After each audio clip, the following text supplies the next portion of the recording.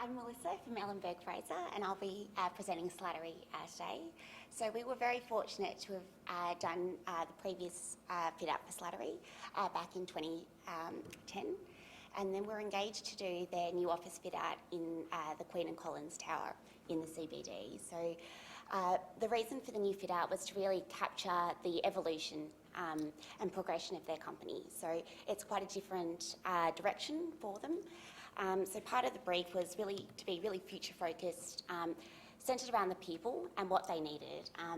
And part of that was, I guess, the shift in the way that we work post-pandemic, and to really provide them different modes of working.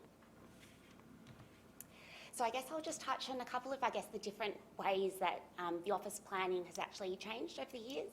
So I guess, when you look back in the 1990s, it was really sort of focused on, solitary working and not really around collaboration as much.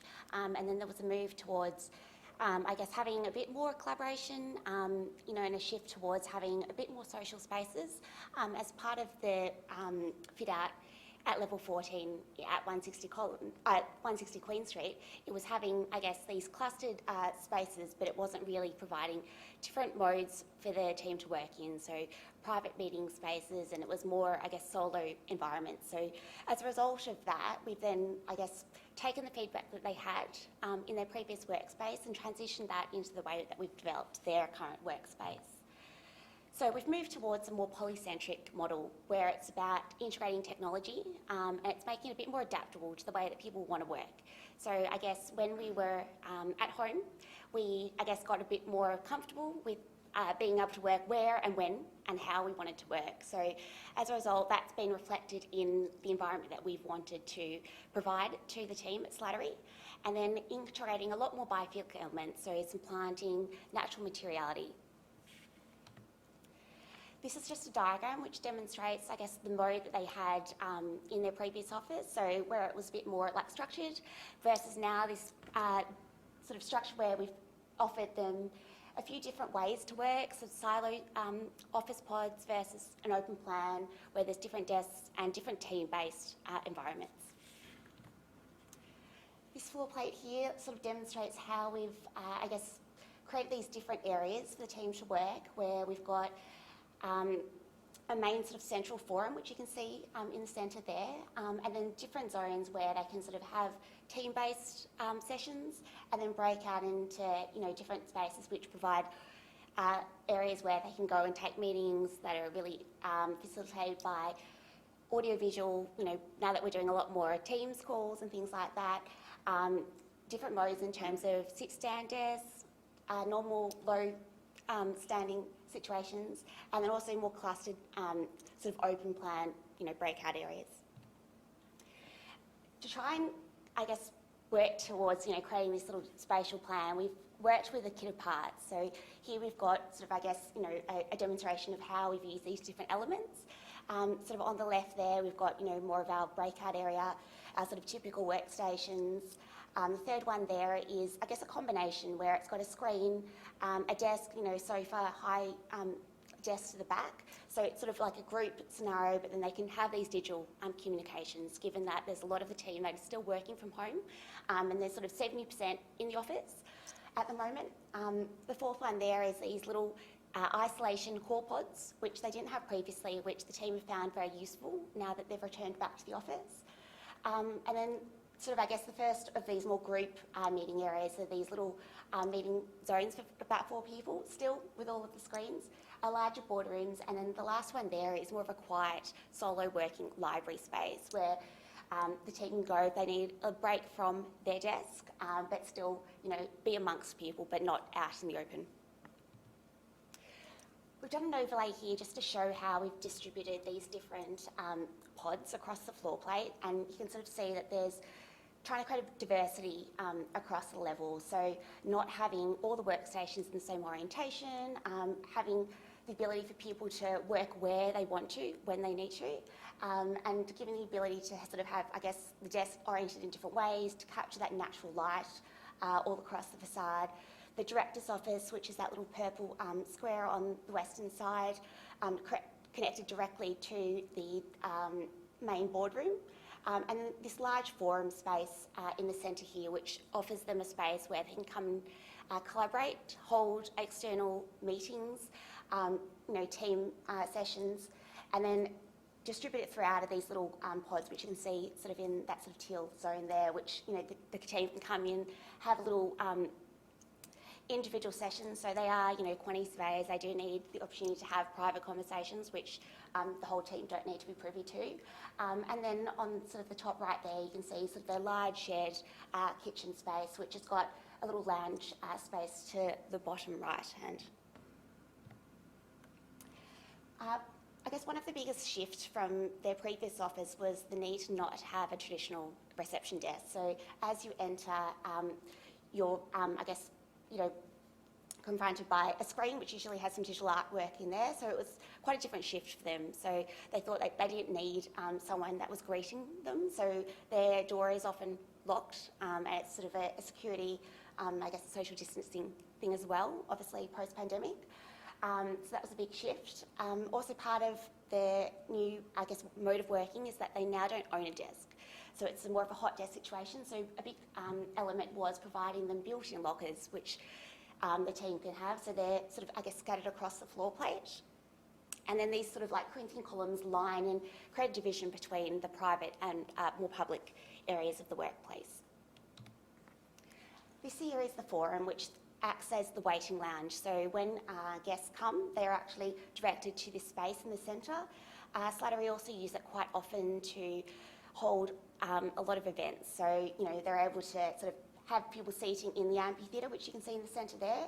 And the team often use these little booths on the left and right just for informal meetings. They've got integrated cable management throughout, and they've had quite a lot of positive feedback. And it's a good opportunity for them to get away from their desk.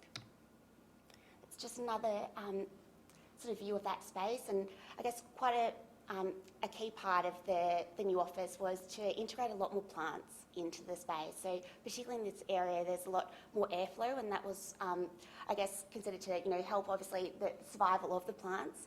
And we worked quite closely with Atmosphere Design to figure out the AV and lighting strategy for the office, and it's all on a circadian system, so it really sort of helps, tailor to the conditions around, and also, create a better environment for the team. The kitchen space is actually quite important in the way that the office works. So, obviously just for, your actual amenities, but there's got a large sort of high table there, and it was important for them to, offer a few different ways for the team to use the space. So they can have sort of informal meetings. There's a sort of a screen next to, the coffee machine there. And then also just have this sort of table along the window there, so they can sort of engage with, the broader environment. You can see sort of at the back there, it's sort of a little lounge space. So they were trying to bring in elements of the home to make it feel a bit more inviting, and to really, act as a draw card to get the staff back to the office post-pandemic. So we used a lot of natural materials, natural stones and timbers, and to create more welcoming, place where people really want to spend their time. This here captures one of those informal meeting zones, which you can sort of see that there's, a lot of, space for people to come and utilise how they want. So they can still sort of connect directly. Everyone's got laptops, and it's really quite an agile workspace. These here are our little individual meeting pods. So a big part of it was the colour theory, and the idea that colour has such an impact on the way that we behave and our mood. And that was the driving force behind the concept for the design. So we've used red here, which is really sort of for power, and that's important when you're sort of having meetings to sort of help boost that for the team.